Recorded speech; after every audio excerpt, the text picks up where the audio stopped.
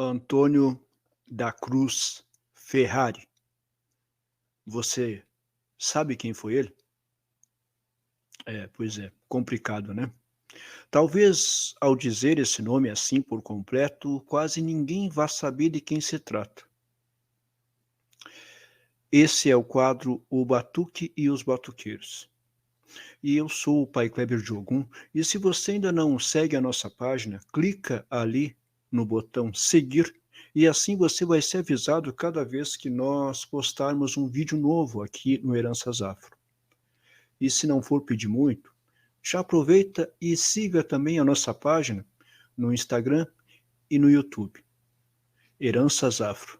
Aqui a nossa religião é levada a sério. Recadinho dado, pedido feito, roda a vinheta.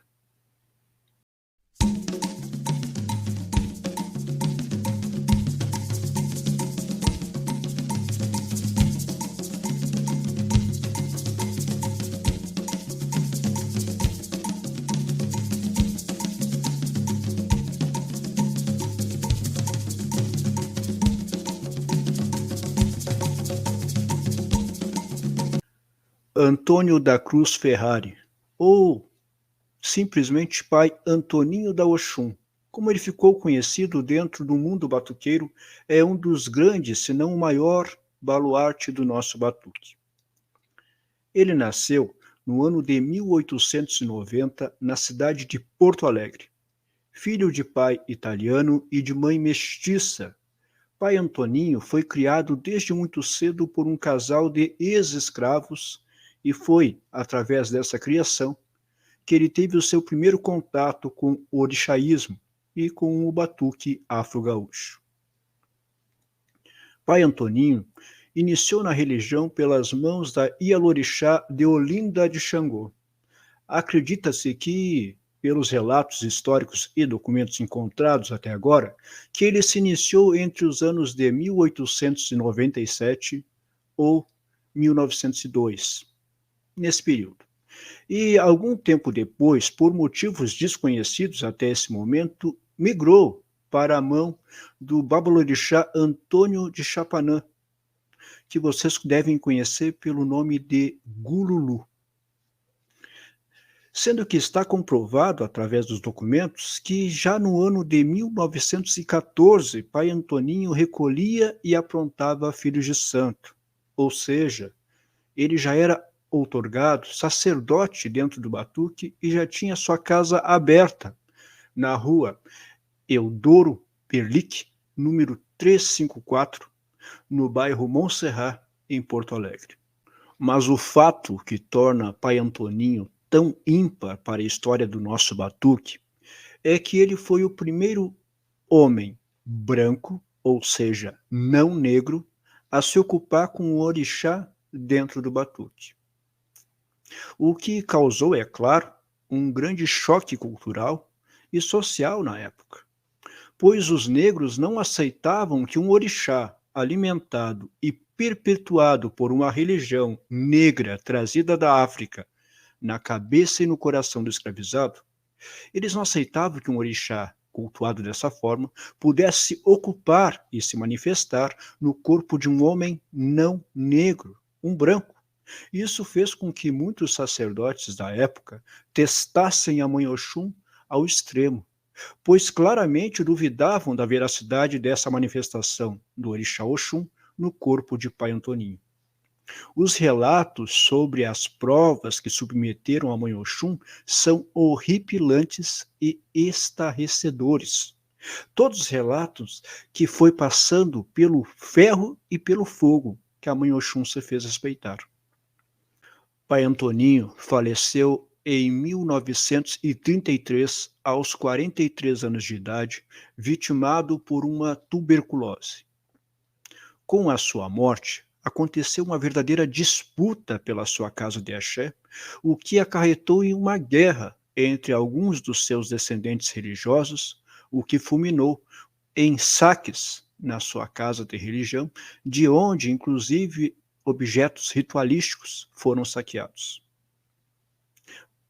Acreditem, infelizmente, pois alguns desses acreditavam que ficar com esses objetos lhes daria o poder de Pai Antoninho, citado por alguns como sendo descomunal e fora de série. Seus dons magistas e a força do axé emanado pelas suas mãos eram famosos e reconhecidos por toda a comunidade batuqueira. E isso, gente, em um período em que ou você era ou você não era. Não tinha como iludir, nem lubridiar, muito menos enganar ninguém. Associa-se a esse axé diferenciado de Pai Antoninho a sua vasta relação de bens ao falecer. Sim, Pai Antoninho não era pobre, muito pelo contrário, ele possuía uma vasta quantidade de imóveis em áreas nobres da capital e, inclusive, tinha em seu nome várias salas comerciais no que hoje conhecemos como o Centro Histórico de Porto Alegre. Tudo documentado e registrado, e que os historiadores encontraram após um vasto e minucioso trabalho de pesquisa. Pai Antoninho, apesar de viver apenas 43 anos, deixou uma vasta e reconhecida família religiosa formatada, além de esposa, mãe Valesca de Iemanjá, e de 2 filhos carnais, que, por opção própria, não seguiram a religião. Mas entre os seus filhos de santo, destacam-se mãe Leopoldina de Oxalá, irmã carnal de mãe Donga de Oxalá. Também se destaca mãe Moça de Oxum, uma das referências que o antropólogo Norton Correia buscou e usou para escrever o seu livro, O Batuque do Rio Grande do Sul, anos depois, né? Mãe Andressa de Oxum, também podemos citar, pai Florentino de Ogum, outro filho dele, e também pai Máximo de Odé, entre tantos outros que no decorrer da história e do tempo se tornaram alicerces da nação de Oió e do próprio batuque afro-gaúcho. Entre tantos feitos e fatos realizados por pai Antoninho, já comprovados pelos historiadores, eu destaquei aqui um para dividir com vocês. A certa altura da vida, por motivos por ora ainda desconhecidos dos historiadores, pai Joãozinho do Exubi migrou para a mão e para o axé de pai Antoninho da Oxum. E esse acabou, depois de certo tempo, assentando os orixás de rua de pai Joãozinho do Exubi.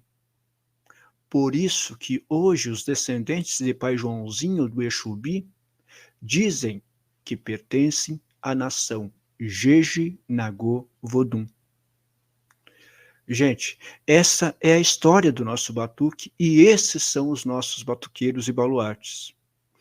E essa que eu contei agora é a história do primeiro homem não negro, branco, a se ocupar com orixá dentro do batuque gaúcho.